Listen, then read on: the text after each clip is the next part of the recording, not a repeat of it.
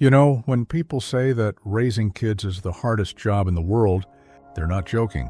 I spent my entire life making sure my daughter had everything she needed.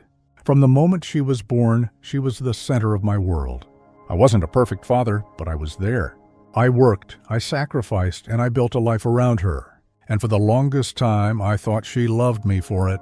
But then one day, she looked me in the eye and told me to get out of the house. My own daughter, the little girl I once carried on my shoulders, the one who used to run to me when she scraped her knee, the one who cried for me at night. That same daughter wanted me gone. It broke me, but let's not get ahead of ourselves. Let me tell you how it all began. When I was younger, I didn't have much. I grew up in a working-class family where every penny mattered. So when I finally saved enough money to buy a house, it wasn't just a purchase, it was my dream. A roof I could proudly call my own. A place where my daughter Emily could grow up safe. Yes, her name's Emily. She was the sunshine in my life. Her mom, well, she left early in the picture. We divorced when Emily was only 6 years old. Custody battles, lawyers, court dates. It was ugly. But in the end, Emily stayed with me most of the time, and I didn't mind. In fact, I promised myself that no matter what, I'd give her the best life I possibly could. So I worked long hours, sometimes double shifts. I missed out on a lot. Birthdays, school events, parent-teacher meetings. But every time I looked at her, I told myself it's worth it. One day she'll understand, and for years it seemed like she did. Emily was sweet, grateful, loving. Whenever I brought home her favorite ice cream after a long day, she'd light up. Whenever I tucked her in, she'd hold my hand and whisper, "I love you, Daddy." I believed those words with all my heart, but somewhere along the way, things changed. Emily became a teenager, and with that came the attitude, the slammed doors, the constant "you don't understand me" speeches. I told myself it was normal. Every teenager goes through a phase, right? I just had to be patient. But her attitude wasn't just teenage rebellion. It turned into something else, something sharper, something colder. I remember one night I came home from work exhausted. My back was killing me. My hands were sore from handling tools all day, and I just wanted to sit on the couch. But as soon as I walked in, Emily greeted me with, "Why can't you ever buy me nice things like my friends have?" I froze. I had just spent 12 hours on my feet, working overtime so I could pay the bills, keep food in the fridge, and maybe, just maybe, save a little for her college. And she looked at me like I was some kind of failure. I tried to explain. "Emily, we can't afford the fancy stuff, but you have everything you need. You have a roof, food, clothes," but she cut me off. "Other kids get more than just what they need. You're so cheap, Dad, cheap." That word stung. I brushed it off that night, told myself she was just moody. But deep down it planted a seed of doubt, a seed that would grow into something I never thought possible. By the time Emily graduated high school, her attitude was worse. She barely talked to me unless she needed something. Money rides favors, and I gave. Every single time. Because that's what fathers do, right? We sacrifice. We provide. When she went to college, I was proud. I thought maybe being on her own would make her realize how hard life really is. Maybe she'd appreciate me more. But instead, it made her worse. She started hanging out with kids from wealthier families. Kids who looked down on people like me, the working class, the ones who grind just to survive. And guess what? She picked up their habits, their lifestyle, their attitude. She came home one Thanksgiving during her first year of college and said, "Dad, you really need to renovate this place. It looks old and depressing, old and depressing." That was how she described the house I broke my back for. The house I built my life around. The house that held every single memory of her childhood. I laughed it off that night, but inside it hurt. Fast forward a few years, Emily was in her mid-20s now. She had a good job, or at least that's what she told me. She barely visited anymore. Calls became rare. And when she did come around, she treated me less like a father, and more like a burden. One day, she showed up at my doorstep with a man I had never met. Her boyfriend? Tall, fancy suit, expensive watch, slick smile. The type of guy who looked at me like I was dirt under his shoe. They sat me down at the kitchen table. And Emily, without hesitation, said, "Dad, I think it's time you consider moving out." This house would be better in my hands. My jaw dropped. What are you talking about, Emily? This is my house. I bought it. I've lived here for decades, she shrugged. Yeah, but you're getting older. You don't need a big place like this. I could take over. You could find a small apartment or something. I looked at her boyfriend. He just smirked, like they had planned this conversation, like he was already picturing himself living in my home. My blood boiled. Emily, this is not your house. This is mine. I worked for it. I paid for it. Every brick, every nail, every bill, it was me. But she didn't back down. Come on, Dad, you're being selfish. You've had your time here. Don't you want me to have a good life? To have something better? Selfish. That was the word she used. The same daughter I gave everything to was now calling me selfish because I didn't want to hand her my home like a gift. I didn't know what to say. My chest tightened. My vision blurred. It felt like the ground under me had cracked open. And then, to make it worse, she looked me dead in the eye and said, "If you really love me, you'll sign this house over to me." That was the moment I realized something. My daughter didn't see me as her father anymore. She saw me as an obstacle, and that was the moment everything changed. When my daughter said those words, "If you really love me, you'll sign this house over to me," I swear my heart skipped a beat. It felt like I had been punched straight in the chest. For a moment, I couldn't even breathe. I stared at her, waiting for her to laugh, waiting for her to say she was joking. But her face was serious, cold, determined. Her boyfriend leaned back in his chair like he was already the king of the castle. He had that smug smile plastered on his face, like he couldn't wait for me to get out of the way so he could move in. I tried to stay calm. My voice shook, but I forced the words out. Emily, this isn't just a house. This is my home, our home. Every memory you've ever had happened here. And you want me to give it up like it's nothing? But she just sighed, rolled her eyes. Dad, you're being dramatic. It's just a house. You can always get another place, just a house. Those words cut deeper than any knife. Because for me, this wasn't just a house.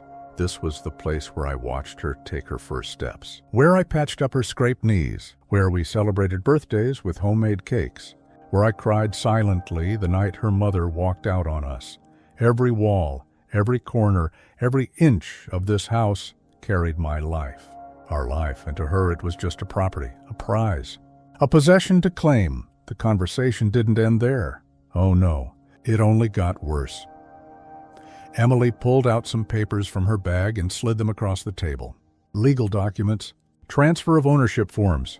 All you have to do is sign here, Dad, she said casually, as if she was asking me to sign a birthday card. My hands trembled as I picked up the papers. I scanned the lines. It was all laid out. Once I signed, she'd own the house. Not partially, not shared, fully hers. I dropped the papers back on the table. Emily, are you serious? You really think I'm just going to hand over my house like this? She frowned.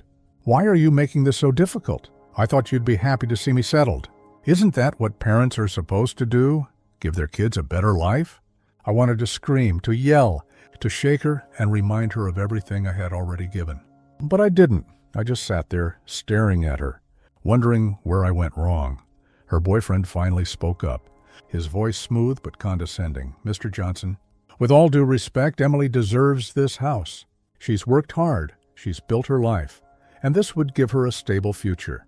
Isn't that what you want for her? Stable future? She had barely been out of college for a couple of years.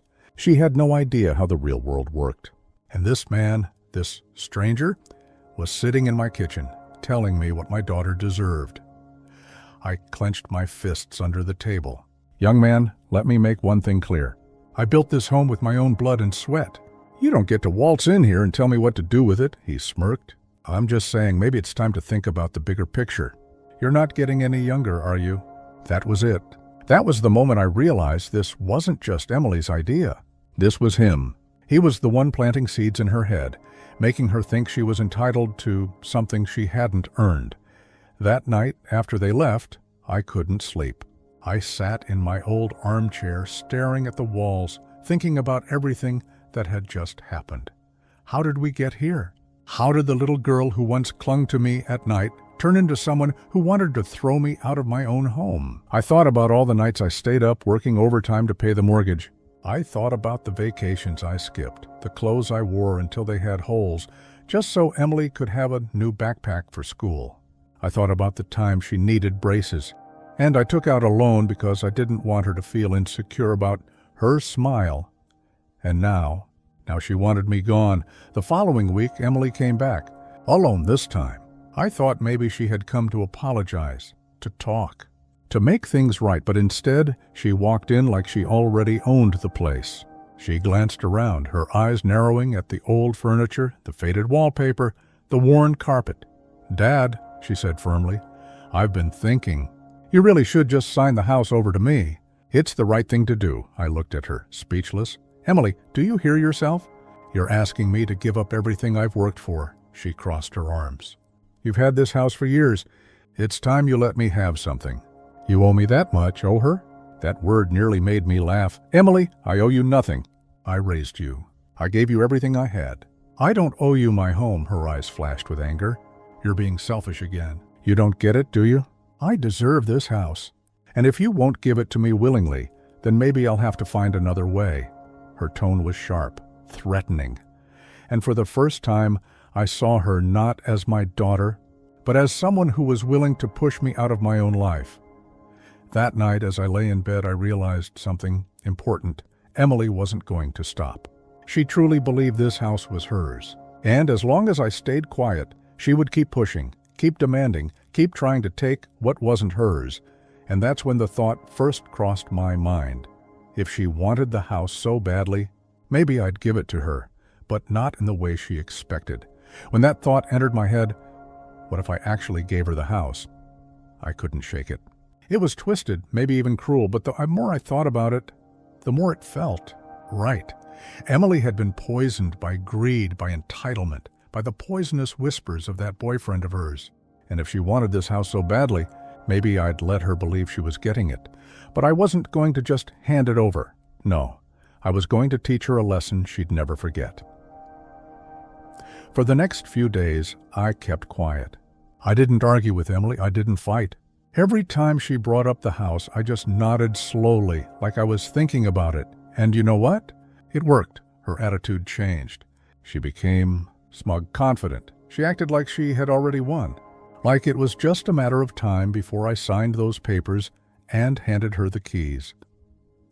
One night she even hugged me, which she hadn't done in months. "Thank you, Dad," she whispered. "You won't regret this." But in my heart, I knew the truth. I wasn't giving her a gift. I was setting a trap. I started making quiet phone calls, reaching out to an old friend of mine, a realtor I'd known for years. I explained the situation to him. At first, he thought I was joking. "You want to sell the house without telling your daughter?" Why, I told him everything. The demands, the entitlement, the threats. He was silent for a long time before finally saying, "If you're serious, I can make it happen. But once it's sold, there's no going back." "Good," I said. "That's exactly what I want." Meanwhile, Emily grew bolder. She brought her boyfriend over more often. They would walk through the house, whispering to each other, pointing at the walls and the furniture like they were already redecorating.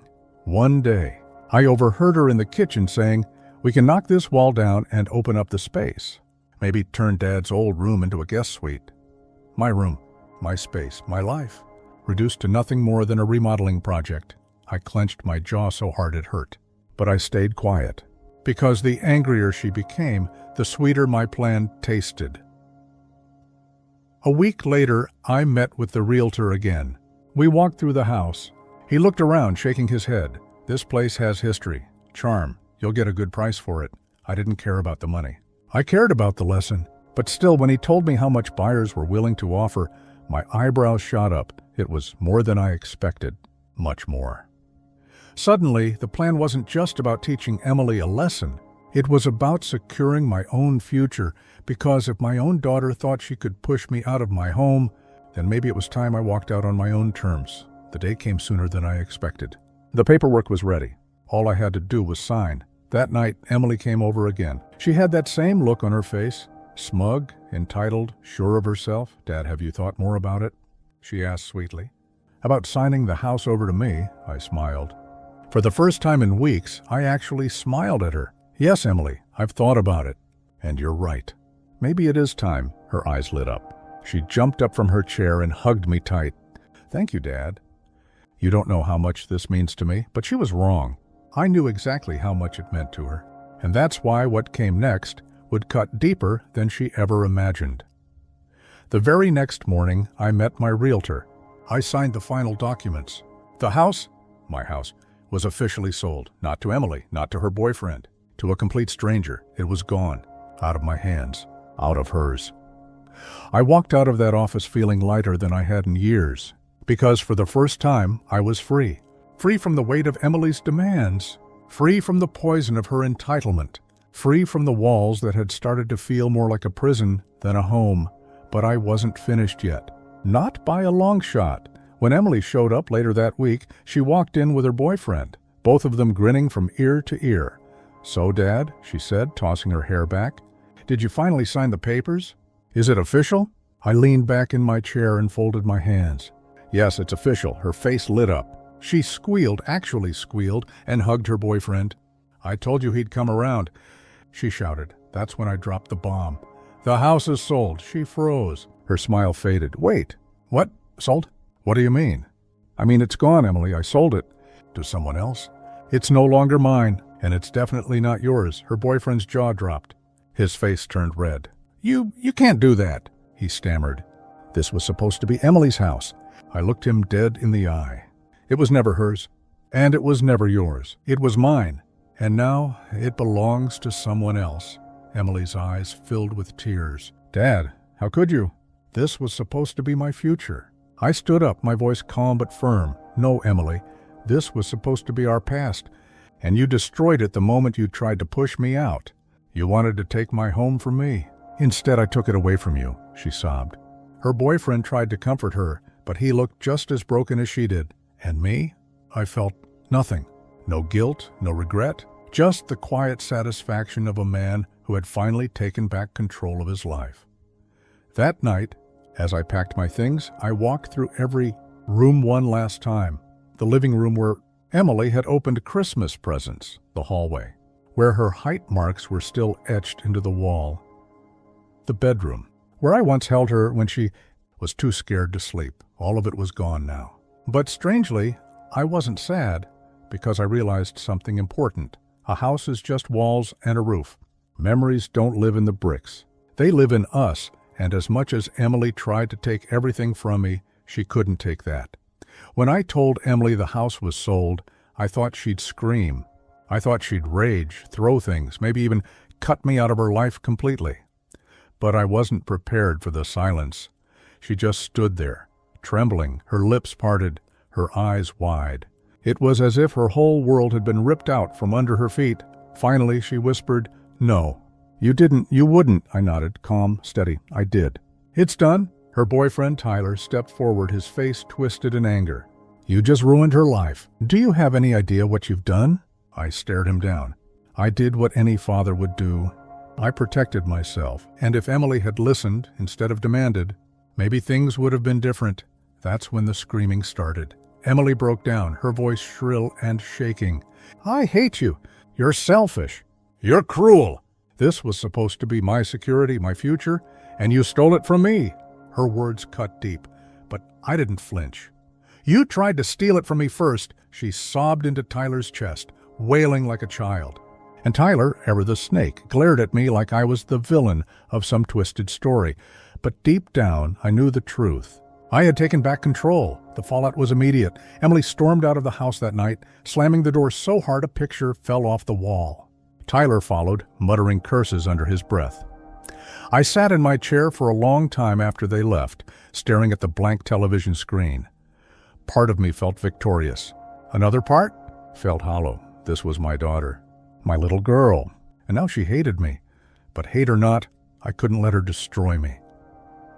The next morning, my phone exploded with messages. My sister, my brother, even old family friends I hadn't spoken to in years. Apparently, Emily had gone crying to everyone she could think of, spinning her version of the story.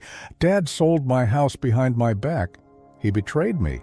He left me with nothing." They all called to ask me the same thing. "Why would you do this to your daughter?"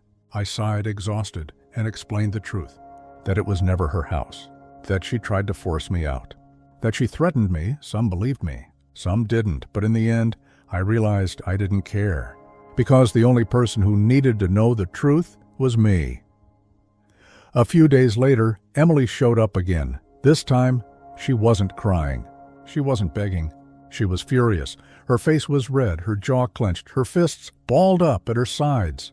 Tyler was right behind her, holding a stack of papers. "We're taking you to court," she spat. "This isn't over," I almost laughed. "Court? Over what?" "I owned the house. I sold it." "You have no claim." Tyler shoved the papers into my chest. "We'll see what the judge says about that." I didn't even look at them. I just shook my head. "Go ahead. Waste your time. Waste your money. But you'll lose." Emily's eyes filled with tears again, but this time they weren't of sadness. They were of rage. "You're dead to me, Dad. Do you hear me? Dead." And with that, she stormed out again. The lawsuit never came. Maybe they realized they didn't have a case. Maybe they just wanted to scare me. Either way, I never heard from their lawyer. But the damage was done. Emily stopped speaking to me. She blocked my number. She cut me out of her life completely. And as much as I tried to be strong, as much as I told myself I didn't care, it hurt. Because losing a house is one thing. Losing a daughter is something else entirely. The day I moved out, I walked through the house one last time. The new owners were kind. A young couple with a baby on the way. They smiled warmly at me, thanking me for taking such good care of the place. I handed them the keys with a bittersweet smile. "Treat it well," I told them. This house holds a lot of memories. As I stepped outside, I felt the weight lift off my shoulders. For the first time in years, I was free, not just from the house, but from the chains of Emily's entitlement. I moved into a small apartment across town. Nothing fancy, nothing big, just enough for me. And you know what? I liked it. No constant tension, no demands, no one trying to push me out, just peace. At night, I'd sit on my little balcony sipping coffee, watching the world go by. And for the first time in a long time, I felt content. Weeks passed. Then months. I didn't hear from Emily, not a text, not a call, nothing. Sometimes, late at night, I'd stare at my phone, wondering if I should reach out. But every time, I stopped myself, because love isn't one-sided, and respect isn't something you beg for. If Emily ever wanted to come back into my life, the door was open, but I wasn't going to chase her anymore. Then, one evening, there was a knock at my door. When I opened it, Emily was standing there. Her eyes were red, her hair a mess, her face pale. She looked broken. For a long time, neither of us spoke. Finally, she whispered, "Dad, can I come in?" I stepped aside without a word. She sat on my couch, wringing her hands, avoiding my eyes. Finally, she broke the silence. I was wrong. My chest tightened. "I didn't know what to say," she sniffled, wiping her eyes. "Tyler left me. He only wanted the house. When you sold it, he walked away. And I blamed you. I hated you. But I see it now. You were right. I was selfish. I was cruel. I didn't deserve it." Tears filled my eyes, but I blinked them away. "Emily," she shook her head. "I don't expect forgiveness. I don't want to lose you completely."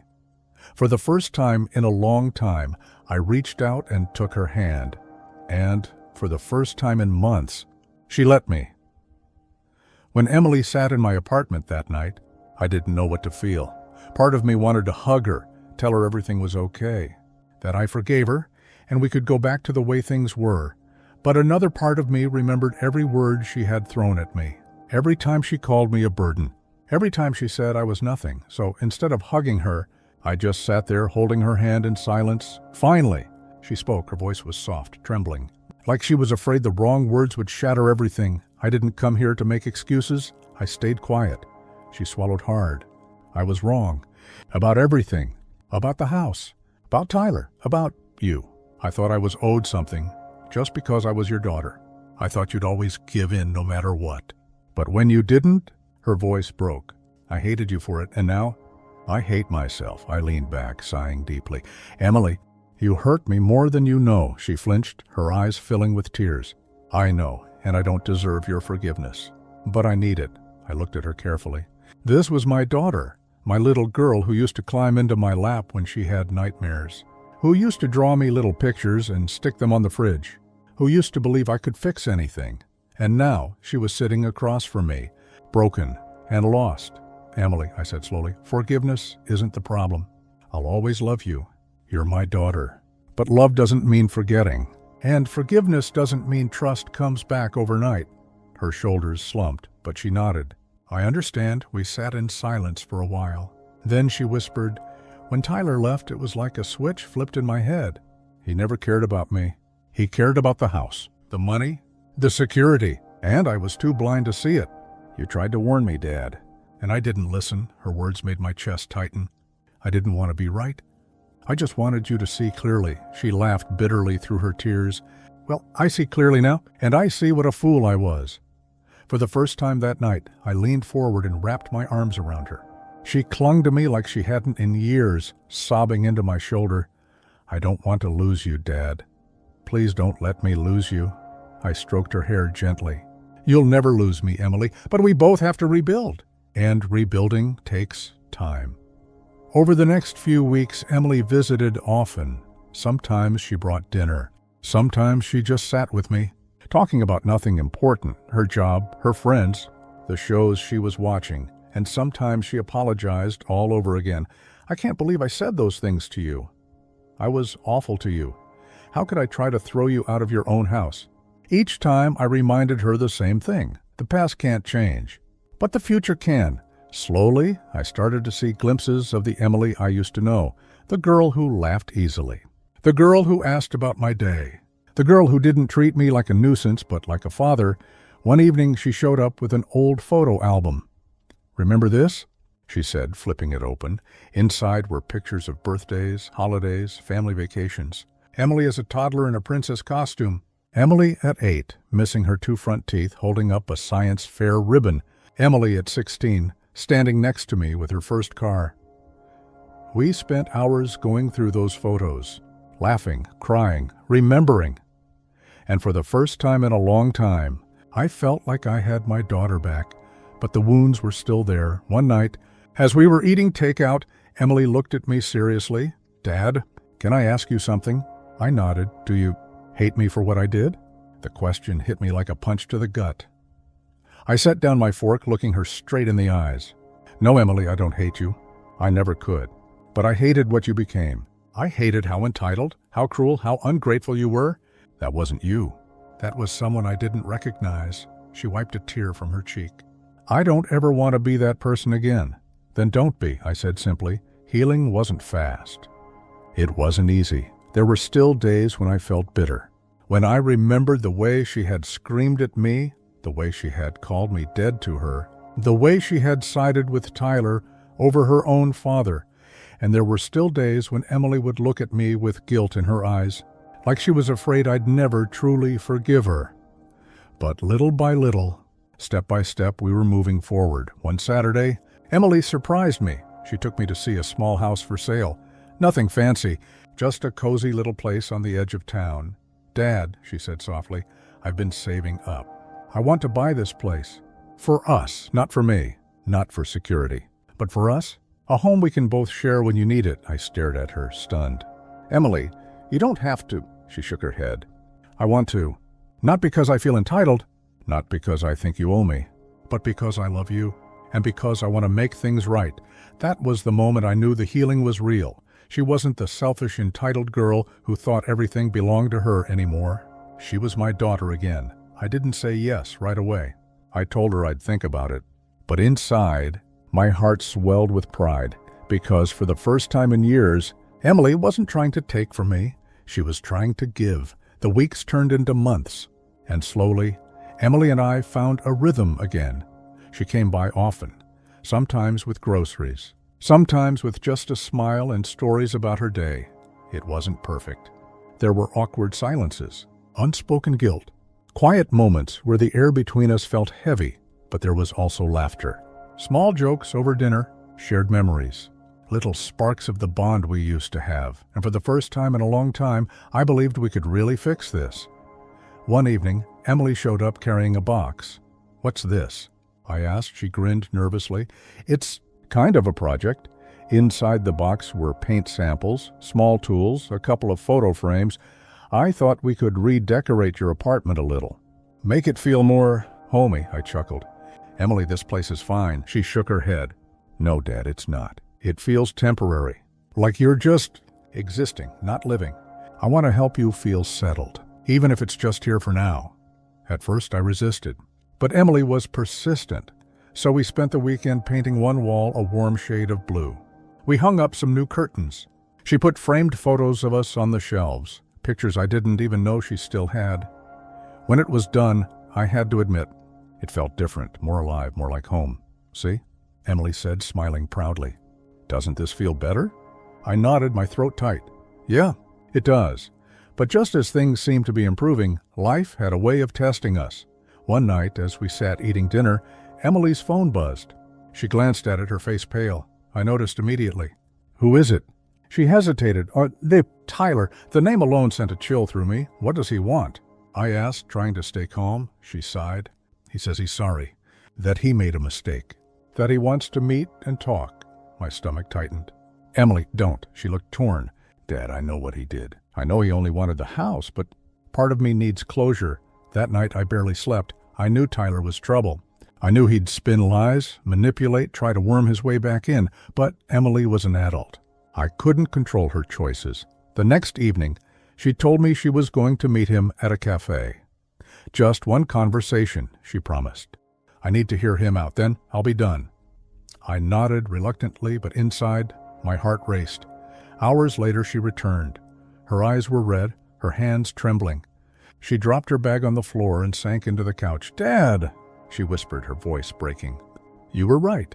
About everything. She told me Tyler hadn't changed at all. He begged for another chance, promised he loved her, but within minutes he was already hinting about money, about stability, about how things would have been different if the house hadn't been sold. Emily had walked out, and for the first time, she saw him clearly for who he really was. That night she cried in my arms, and I held her like I hadn't in years. I'm so sorry I didn't listen to you, she sobbed. I pushed you away for someone who never even cared about me. I kissed the top of her head. Emily, the important thing is you see it now. That's what matters. For the first time, I knew she wasn't just saying what I wanted to hear. She truly meant it. But even with Tyler gone for good, the scars of the past lingered. One Sunday afternoon, Emily and I were having coffee when she asked quietly, Dad, why did you finally do it? Why did you sell the house? I hesitated. It was a question I knew would come eventually. Because, Emily, I said slowly, it stopped being a home. It became a battlefield. Every corner of that house was filled with tension, arguments, disrespect. I couldn't live like that anymore. And if selling it was the only way to protect my dignity, then I had to. She stared at me, tears brimming in her eyes. I thought you did it to hurt me. I shook my head. No, I did it to save myself. Emily reached across the table, taking my hand. I get it now. I really do. And I want you to know, I'll never treat you like that again, her voice cracked. I don't want to lose you. Not over a house. Not over anything. I squeezed her hand gently. You haven't lost me. You never will.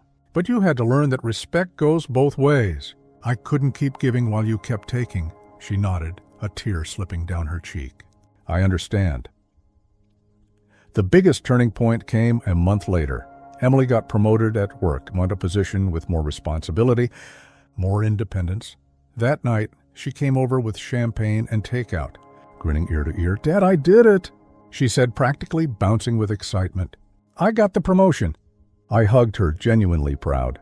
That's amazing, Emily. You earned it, she shook her head. No, Dad. I finally understand what earning something means. For so long, I thought the world owed me, that you owed me. But now, I get it. I don't want shortcuts anymore. I want to build my own life. I want to make you proud. I smiled, tears in my eyes. You already have. That night, as she laughed and talked about her future plans, I realized something. Selling the house hadn't destroyed us. It had saved us, because without that breaking point, Emily might never have changed. Without losing everything she thought she had, she might never have realized what really mattered. And now, for the first time in years, I wasn't just her father. I was her anchor. But the final test was still to come. Because one day soon, I'd have to decide whether I could fully trust her again, and Emily would have to prove, once and for all, that she had truly changed. The months that followed, Felt like a rebirth. Emily and I weren't just repairing our relationship. We were rediscovering it. Dinner. Conversations stretched late into the night. Weekend walks turned into traditions. Even the small things, like her calling just to check in, filled a void I hadn't realized was so deep. But deep down, I knew life has a way of throwing one last storm before the calm, and that storm came sooner than expected. One Friday afternoon, I was sitting at my desk when I got a call from an unknown number. The voice on the other end made my stomach sink. "Mr. Carter?" It was Tyler. My chest tightened. "What do you want?" His tone was smug. "I just thought you should know. Emily loaned me money. Quite a bit of it." The words hit me like a hammer. "You're lying," he chuckled. "Am I?" "Ask her yourself. When Emily came over that evening, I couldn't keep it in." "Emily," I said firmly, "did you give Tyler money?" Her face went pale. She didn't answer right away. "Emily," I pressed. "Tell me the truth." She closed her eyes, tears forming. "Yes." My heart sank. "How much?" "A few thousand," she whispered. "Why, Dad, I thought if I helped him, he'd finally leave me alone. I didn't want to bother you with it." Anger surged through me. "Emily, after everything, after you saw who he really is, you still gave him money?" She burst into tears. "I was scared." He kept calling, threatening to show up at work, saying he'd ruin my reputation. I didn't know what else to do. I thought paying him would end it. I clenched my fists, struggling to breathe. "Do you realize what this means? He's never going to stop. He'll keep coming back as long as you give him something." The room fell silent, heavy with disappointment. Emily's voice cracked. "Dad, please, don't give up on me. I made a mistake, but I don't want to lose you again." I looked at her, torn between fury and heartbreak. This was it. The final test. Did I still believe she could change? Or was she destined to repeat the same mistakes forever? That night, I didn't sleep. I thought about everything. The house, the betrayal, the apology, the progress we'd made. And I realized something. Growth isn't a straight line. It's messy, full of setbacks. If I walked away now, I'd undo all the progress we'd fought so hard for. But if I stayed, I had to set boundaries stronger than ever before. The next morning, I sat Emily down. "Listen to me," I said firmly. "This ends now. No more contact with Tyler, no more excuses. If he calls, you block him. If he shows up, you call the police. But you do not, ever, give him another dollar. Do you understand?" She nodded, tears streaming down her face. "I understand. I promise, Dad. This time I mean it." "Good," I said. "Because if you don't, Emily, I can't keep being dragged into this." "I won't." She swallowed hard, but her grip on my hand tightened. "I won't let you down again." And for the first time, I believed her. Weeks passed, then months. Tyler tried calling again, but Emily blocked him. He sent desperate emails, but she deleted them when he showed up at her workplace. She reported him, and security escorted him out. For once, she didn't run back to him. She stood her ground, and I couldn't have been prouder. One evening, Emily surprised me by taking me out to dinner. Halfway through the meal, she slid a small envelope across the table. Inside was a check. "What's this?" I asked. She smiled softly. "The money I gave Tyler. I worked extra hours, cut back on expenses, and I saved it all back. I wanted to show you I can be responsible, that I can fix my own mistakes." My eyes stung with tears. "Emily, you didn't have to." "I did," she interrupted, "because for once, I don't want to take from you. I want to give something back." At that moment, I knew the girl who once tried to throw me out of my own home was gone. In her place stood a young woman who had finally learned the meaning of respect, responsibility, and love. Months later, as I sat in my modest apartment, now warm with new colors, photos, and laughter, I realized something profound. The house was just wood and brick. What mattered was this. I hadn't lost my daughter. In fact, by letting go of the house, I had finally gotten her back. Emily leaned her head on my shoulder as we watched an old movie together. "Dad?" she whispered. "Yeah? Thank you for not giving up on me. Even when I didn't deserve you." I smiled, wrapping my arm around her. "That's what fathers do." And for the first time in years, I felt whole again.